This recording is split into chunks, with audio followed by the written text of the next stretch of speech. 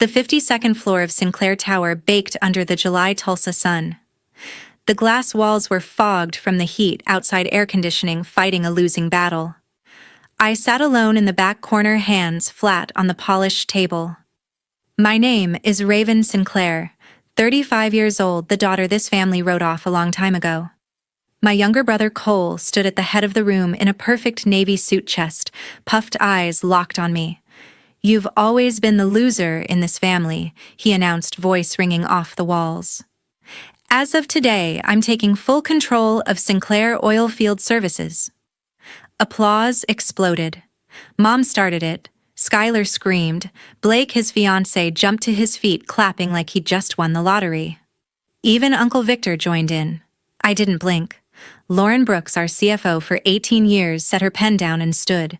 "Before any leadership vote," she said calmly, "every major decision requires approval from the shareholder who controls at least 75% of the voting shares." Dead silence. Cole's face went white. "That's impossible." Lauren didn't answer. She just looked straight at him. "If you want to know how the forgotten older sister ended up owning 3/4 of a century-old oilfield empire while her spoiled little brother stood there screaming, don't move. Smash the like button right now, subscribe, and hit the bell, because the next 8 parts are going to blow your mind." 15 minutes before the official meeting started, the conference room already felt like a furnace. I took the seat farthest from the head of the table, the one nobody ever fought for. The leather was still warm from the sun beating on the windows all morning. I folded my hands in my lap and waited. Across the room, my mother Evelyn leaned toward my Uncle Victor, her voice low, but not low enough. "She should have tried harder, Victor. Raven could have gone to a real school if she'd wanted it. Cole worked for everything he has." Uncle Victor nodded without looking at me. "Kid sister never wanted the pressure. Cole was born for it." I'd heard versions of that sentence my entire life. It started the day our father died on a rig floor 15 years ago. I was 20, home from community college for the weekend.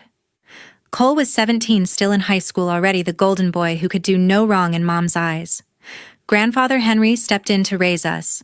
He put Cole on the fast-track private tutor summer internships on the rigs, then straight to Harvard Business School the minute he turned 22. Mom bragged about Cole's grades to anyone who would listen. Me, I stayed in Tulsa, got my petroleum engineering technology degree at OSU Tulsa, and went to work in the drafting department. Grandfather said I had the best eye for pipe stress calculations he'd ever seen. Mom said I was wasting my life drawing pictures of pipes. Every holiday dinner, every birthday, the comparison never stopped. Cole got the new truck at 18. I got a used Civic. Cole got the corner office at 25. I got moved to the trailer at the Cushing yard because women don't belong in the shop. Cole got introduced to investors as the future of Sinclair Oilfield Services. I got introduced, if at all, as Raven. She handles some of the technical drawings. When Grandfather had his first minor stroke 13 months ago, Mom flew Cole in from Houston within hours. I was already at the hospital because I lived 10 minutes away. She walked right past me to hug him. Cole spent 2 weeks learning the business at Grandfather's bedside. I spent those same 2 weeks keeping the company running while he posed for pictures with the old man. 3 months later, when Grandfather had the massive stroke that left him unable to speak, Mom decided Cole should move back permanently. She started planning the transition like it was already done. Skylar, our little sister, flew in every weekend to help him prepare his vision presentation. Nobody once asked what I thought. Nobody noticed I was the one signing the emergency checks when cash flow got tight. Nobody noticed I was the one on the phone at 3 in the morning renegotiating contracts with suppliers who wanted to pull out because the old man isn't in charge anymore. They were too busy measuring the new office for Cole's nameplate. I sat there now watching Blake, Cole's fiancé, scrolling through his phone, smirking at something Cole had just texted him. Skylar was touching up her lipstick, already acting like the sister-in-law of the next CEO. Mom reached over and squeezed Cole's hand. "Your grandfather would be so proud." Cole gave her that practiced smile he'd perfected at Harvard mixers. I almost laughed out loud. Grandfather Henry Sinclair built this company with grease under his fingernails and debt he couldn't pay. He didn't raise any of us to think power was something you inherited because you wore the right suit. He raised one of us to earn it. The clock on the wall hit 10 sharp. The independent board members filed in and took their seats. Lauren Brooks walked in last, carrying nothing but a single black folder. Cole stood up, smoothing his tie, ready for his moment. I stayed exactly where I was. Cole clicked the first slide, sunlight blasting off the screen so hard the projector fan whined. The title flashed in bold white letters, "A New Era for Sinclair Oilfield Services." He let the silence hang for 3 seconds the way they taught him at those Harvard leadership seminars, then spread his arms like he was about to accept an award. "Thank you all for coming on such short notice," he began, voice smooth and rehearsed. "Grandfather built an incredible company, but the world has changed. Oilfield services are now a technology game. We're bleeding cash on outdated iron and overstaffed yards while our competitors are running lean with predictive analytics and automated rigs." Mom was already nodding before he finished the sentence. Skylar had her phone out, live tweeting every word. Cole advanced the slide. A giant red arrow pointed down over a photo of our Cushing maintenance yard, the same one Grandfather opened in 1984 with 8 guys and 2 second-hand cranes. Phase 1, he continued, immediate divestiture of all legacy physical assets. That means selling the entire Cushing mechanical complex, the fleet of 180 service rigs, and the heavy haul division. Estimated proceeds, $230 million after tax. Uncle Victor rubbed his chin, looking impressed. One of the independent directors scribbled something. Phase 2, workforce optimization. We currently employ 2,800 people across Oklahoma and Texas. Post-transaction, we'll need fewer than 600 mostly data scientists and remote operations staff based in Houston. Mom actually clapped once, then caught herself. Skylar leaned forward. That's 2,200 families freed up to pursue new opportunities, she added, using the exact corporate euphemism Cole had coached her on. Cole clicked again. A sleek render of a server farm appeared, overlaid with drone footage of driverless service trucks. Phase 3, full transition to AI oilfield services. Real-time fracture monitoring, predictive maintenance via satellite, zero human exposure on location. We partner with Silicon Valley startups, take a 40% equity stake, and flip the model from labor-intensive to asset-light. Projected EBITDA margin in year 3, 48%. He paused for effect, scanning the room. Every head except mine was nodding now. Blake Harrington, Cole's fiancé, a private equity associate who'd never set foot on a rig, raised his hand like this was a TED Talk. "Quick math," he said, grinning. "At a 15 times multiple, that's a valuation north of $3 billion in 36 months. Personal liquidity event for the family, mid-9 figures each." Mom's eyes glistened. She reached over and squeezed Cole's wrist. Cole clicked to the final slide, a mock-up of the new org chart. His name sat alone at the top, CEO and chairman in bold. Beneath him, a single box labeled Advisory Council with no names filled in. "I've already received written commitments from 3 institutional investors, representing 29% of the non-family shares," he said. "Together with the family block that gives us the votes we need today to execute immediately." He turned directly to the independent directors. "I'm asking for your support on 3 resolutions. Appoint me CEO effective immediately, authorize the asset sale, and approve the workforce reduction plan. Voting starts in 5 minutes. Skylar started clapping again. Mom joined in. Uncle Victor gave a slow, approving nod. Blake pulled out his phone, probably texting his partners that the deal was in the bag. Cole stood taller, soaking it in. The room smelled like victory to them. I stayed perfectly still, fingers resting on the table, watching the second hand on the wall clock tick toward the vote. I set my water glass down with a sharp clink that cut straight through the laughter still hanging in the air. Every head swiveled toward me. Cole's smirk froze halfway to full bloom. I spoke for the first time that morning, voice steady, no louder than necessary. Cole, the Cushing Yard holds the only triple-certified rapid response fracture maintenance contract Chevron has in Oklahoma. The current term expires in 87 days. Clause 14.2 triggers a $42 million liquidated damages payment if we fail to maintain 24-hour crew availability during transition. Your divestiture schedule breaches that clause on day 31. Have you run the penalty exposure, or are we just hoping Chevron forgets to read page 47? The room temperature seemed to drop 10 degrees despite the July sun hammering the windows. Cole stared at me for 3 full seconds, the remote still in his hand, then forced a laugh that came out thin. Really, Raven? That's what you're bringing to the table right now. He pivoted to the rest of the room, palms open like he was on stage. My sister, ladies and gentlemen, the queen of pipe drawings, wants to lecture us about contract law. Skylar let out a loud snort. Mom pressed her lips together, eyes sparkling with second-hand embarrassment. Uncle Victor exhaled through his nose, the sound halfway between pity and amusement. Blake leaned back in his chair, arms folded, grinning like he'd paid for front-row seats. Damn, Cole, she really came armed with the fine print. Cole kept rolling, feeding off the energy. Look, the Chevron contract is old paper. Whoever buys the yard inherits the obligation, or we renegotiate. Worst case, we eat a few million and move on. The asset sale still clears $230 million. The math doesn't lie. I didn't flinch. It's not old paper. It's the reason Chevron hasn't moved their entire Permian fracture fleet to Halliburton for 8 straight years. The penalty isn't a few million. It's $42 million wired within 30 days of breach, plus immediate termination rights on every other major contract we have with them. You didn't model it because operations never sent you the amendment file. I signed the last extension myself 18 months ago. Cole rolled his eyes so hard the projector light caught the whites. Operations. Right, because the guys who weld pipe all day should be calling strategy. The laughter came back louder, meaner. Skylar slapped the table once. Raven, honey, nobody's saying the yard guys aren't sweet. We're saying the future isn't in greasy coveralls and lunchbox thermoses. Mom reached over and patted Cole's forearm, voice dripping pride. Your brother is just trying to protect his little sketches. Let him have that baby.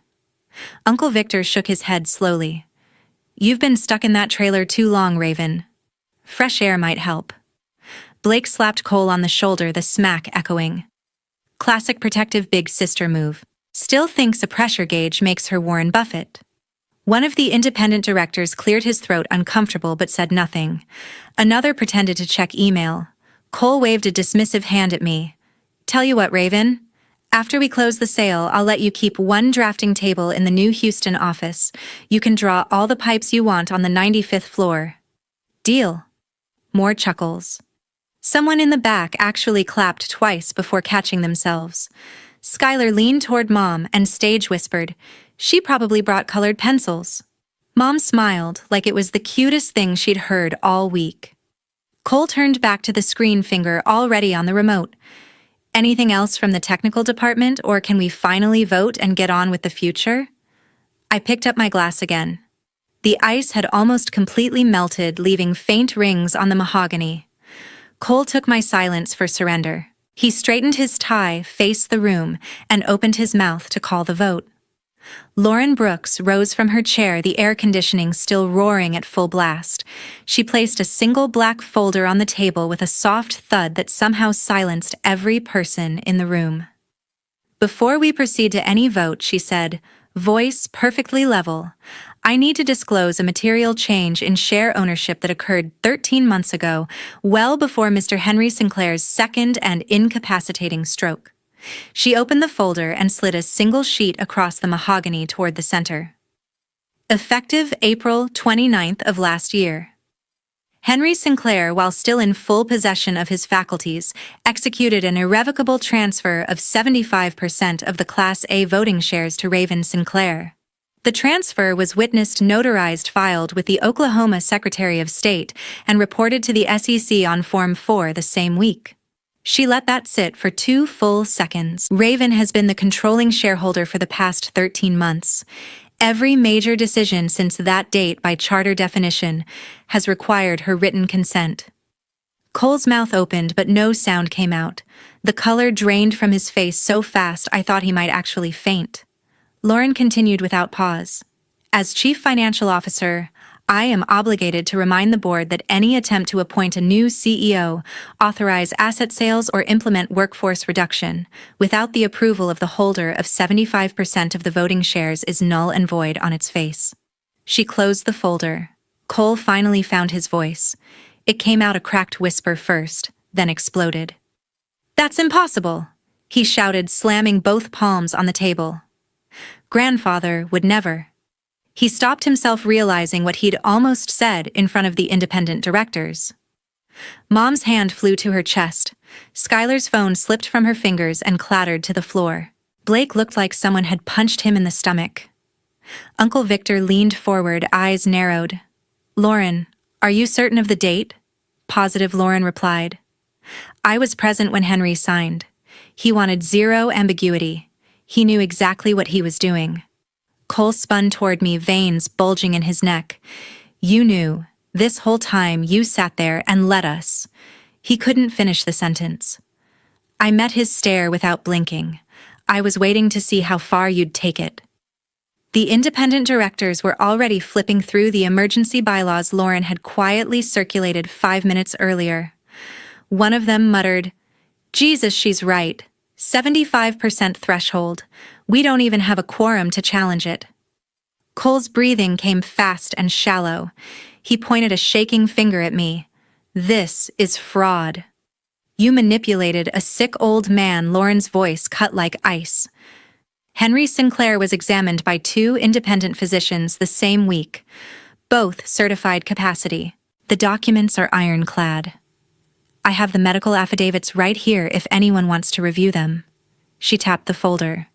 Blake tried to recover, forcing a laugh that died in his throat. There has to be some mistake. Cole's been running point on strategy for months. "No," Lauren said simply. "Raven has been running the company for months. Every wire transfer, over $5 million, every new contract, every debt repayment, her signature is on all of them. You just never bothered to look." Cole staggered back a step, knocking over his water glass. It rolled, spilled, and dripped onto the carpet. Mom finally spoke, voice trembling. "Raven. Why didn't you say anything?" I turned to her slowly. "Because none of you ever asked." Cole's face twisted into something ugly. "You think this is over? I'll contest the transfer. I'll get lawyers. You'll do nothing." Lauren interrupted.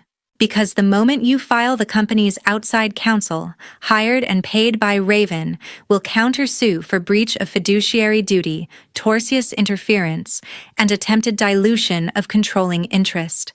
Discovery alone will freeze every asset you touch." She looked around the table, making eye contact with each person. Meeting adjourned. Cole stood, frozen mouth working soundlessly. The room stayed dead quiet except for the endless hum of the air conditioning.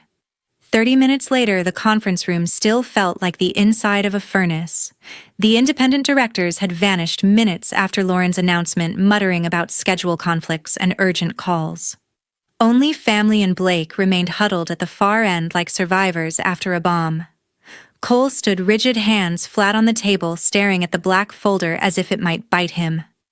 I walked to the head of the table, picked up Cole's abandoned remote, and clicked the projector back to life. "Since everyone suddenly wants transparency," I said, opening the laptop Lauren had slid in front of me. "Let's do transparency." The first slide appeared, a stark red to green bar chart titled Debt Reduction, Last 13 Months. 13 months ago, the company owed the bank syndicate $142 million on a revolver that matured in 18 months. Default meant they took the Cushing Yard, the fleet, and triggered cross-default on every other loan. On the same day grandfather transferred the voting shares to me, I refinanced the entire stack at 2.9 over SOFR, paid the old notes in full, and locked in a covenant-light 5-year term. Current balance owed to anyone, 0. I clicked again. A pipeline map of Oklahoma and Texas lit up with new green contract icons. While Cole was flying private to pitch his AI fairy tale to Houston funds, I sat in conference rooms in Midland and the Woodlands and personally renegotiated the Chevron Rapid Response Fracture contract for an additional $160 million over 5 years and closed a new coiled tubing master service agreement with ExxonMobil worth $120 million. Both are already cash flow positive. Combined EBITDA contribution next year alone, $41 million. Another click. A waterfall chart titled Share Consolidation. Every time a distant cousin or retiring rig hand panicked after grandfather's second stroke and put shares on the market, I bought them. Quietly. Off market. 12% total, all at or below book. Current fully diluted voting control, 87%. The remaining 13% is held by trusts that have executed irrevocable proxies in my favor. There is no minority bloc left to challenge anything. Cole's knuckles were white on the table edge. His breathing came shallow and fast. Mom tried first, voice cracking. Raven. You did all this without telling any of us. Weekly updates went to the family distribution list, I answered. Every single one was marked red. 0 replies. Ever.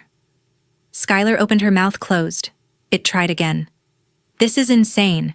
You can't just hijack a century-old company because I didn't hijack anything I cut in. I saved it. 45 days from losing the yard, Skylar. That's where we were when grandfather put the shares in my name. Blake, desperate to regain footing, leaned forward. There are still remedies. Minority oppression statutes in Oklahoma are strong. Freeze out claims. We can file for books and records, force a fairness opinion. I turned to him slowly. The firm that literally wrote Oklahoma's minority oppression statute now works for me, Blake. Their new retention agreement was signed last week. If you file anything, their first motion will be for an emergency receiver and a temporary restraining order, freezing every personal guarantee any of you signed on the refinance. Which, by the way, all of you did. Cole exploded upward chair, crashing backward into the credenza. You think this is over? He shouted. I'll tear this place apart in court for years before I let you. Lauren spoke quietly from her seat. That threat was just recorded, Cole. The conference AV system never shut off. Oklahoma is a one-party consent state. I clicked to the final slide, one line in bold red. Any challenge to the transfer or current control will be met with immediate counterclaims for breach of fiduciary duty, corporate waste, and tortious interference. Discovery will include full personal financial records of all plaintiffs. I closed the laptop. I'm not here to negotiate, I said. I'm here to deliver notice. The Cushing yard stays. The service rigs stay. The 2,200 employees stay. Starting tomorrow morning, Cole, Skylar, Mom, and Uncle Victor are on unpaid administrative leave pending review. Blake is no longer welcome on company property. Cole lunged forward. Blake caught his arm just in time. Mom was openly crying now, mascara running. I picked up the black folder and tucked it under my arm. Security is waiting in the hallway. Anyone still in this building in 10 minutes will be removed. I walked to the door, paused once, and looked back. The air conditioning roared on, but the room had never felt hotter. 72 hours later, the July heat still refused to break. I was reviewing the new 5-year fleet maintenance bids when my assistant buzzed. The managing partner of Cole's Houston private equity fund was on the line. He didn't waste words. After the board meeting story hit the Journal, their compliance team ran a full forensic on Cole's terminal.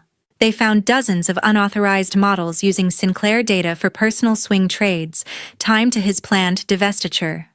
Cole was fired that morning, marched out by security with one banker's box and his Harvard diploma.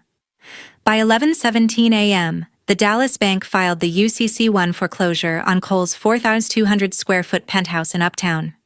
He had personally guaranteed the $7.2 million mortgage when rates were 2.9, and his bonus was guaranteed. The sheriff's sale was set for 21 days out.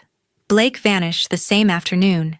He drained the joint wedding account, $487,000 earmarked for the venue caterer and band, then boarded Delta Flight 1487 to Grand Cayman, using his middle name and an old passport. The wedding planner called me hysterical. Every contract was in Cole's name, every deposit non-refundable. Mom changed her cell number before noon the next day. I discovered it when I dialed to update grandfather's medication schedule. The old number rang once and flipped to a generic robotic greeting. Skylar blocked me on every social platform within 6 hours and systematically deleted every childhood photo that included me from her grid. Her last public story was a black square captioned, "Blood isn't always thicker." Uncle Victor sent one text at 2:04 a.m. "You have destroyed everything this family stood for." Then he turned his phone off and never turned it back on. I drove to Cole's building that evening. Security already had the new list only Raven Sinclair allowed past the lobby without escort. Cole's reserved parking spot was empty. A moving crew was hauling Italian leather sectionals and the custom wine fridge to a climate-controlled storage unit for the lender. The Tulsa World ran the front-page business story the next morning. Century-old Sinclair control shocker family split wide open. Anonymous sources close to the situation called it elder abuse and corporate theft. My name appeared 27 times. Cole, Mom, and Skylar were all unreachable for comment. I declined every interview request. Grandfather's long-term care facility called on day 3. The finance office said automatic payments from Mom's account had been canceled effective immediately. I wired 36 months of prepaid care from the corporate account before the woman finished her sentence. Cole showed up drunk at the Sinclair Tower lobby at 4:12 p.m. the same day. He screamed my name up 52 floors until building security detained him. Tulsa PD cited him for trespass and public intoxication. The body cam footage was on the local news by 6. Skylar bought a one-way first-class ticket to Aspen the following morning, charged to the black Amex Mom still hadn't closed. She posted a single photo of the Rocky Mountains with the caption, "Some betrayals cut deeper than others." Mom leased a furnished 2-bedroom in Nichols Hills under her maiden name, paying 6 months cash up front. The leasing agent later told my assistant she arrived with 2 Louis Vuitton suitcases and nothing else. Blake surfaced long enough to file a missing person report on himself in Baton Rouge, trying to stall any fraud warrants Cole was threatening to pursue over the wedding money. By the end of the week, every phone number, email address, and social account connected to them had been deleted, blocked, or deactivated from my life. The heat index hit 112 degrees on the 4th day.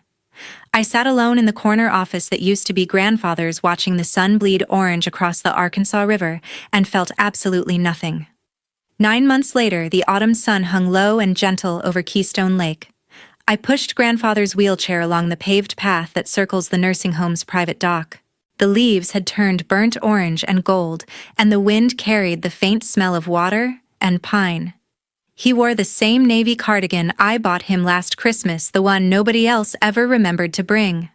His hands rested on the blanket across his lap, thin but steady. I stopped at the bench where we always stopped, locked the brakes, and sat beside him. The lake was flat and silver in the late light. For a long time, neither of us moved. Words had left him 10 months ago, but we never needed many. He lifted his right hand, slow, deliberate, and closed it around my left 3 times. 1, 2, 3. The same signal he used when I was 8 and scared of thunderstorms. The same signal he used the day he handed me the first set of rig blueprints and said, "Draw it better." The same signal he used the morning he signed the share transfer, looked me in the eye, and squeezed 3 times so I would never doubt why. I squeezed back once.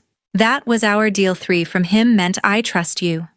1 from me meant I won't let you down. We watched a lone fishing boat drift past.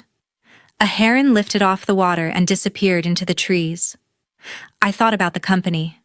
Revenue up 29%. Debt gone. 200 new hires. The Cushing yard running 3 shifts again. Everything he built still standing stronger than before. I thought about the rest of them. Cole was living in a 1-bedroom outside Houston, working pipeline inspections under a different last name. Skylar was waiting tables in Aspen off the grid. Mom had moved twice since Oklahoma City, always paying cash, always alone. Blake got 6 months in federal prison for the wedding fraud once the Caymans finally cooperated. Uncle Victor sold his lake house and vanished somewhere in New Mexico. None of them had visited grandfather once. Not a card, not a call, not a single flower. I was the only name on the visitor log for the last 9 months. The sun touched the horizon and turned the lake blood red for a moment. Grandfather squeezed my hand 3 more times, weaker now but certain. I leaned close to his ear. "It's still ours, grandfather. Every inch of it." He didn't open his eyes, but the corner of his mouth lifted the smallest smile I had seen in a year. The wind picked up cool against my face. Some families break and try to glue the pieces back together. Ours didn't break. It simply ended. And that was the price. I stayed until the light was gone and the first stars came out over the water.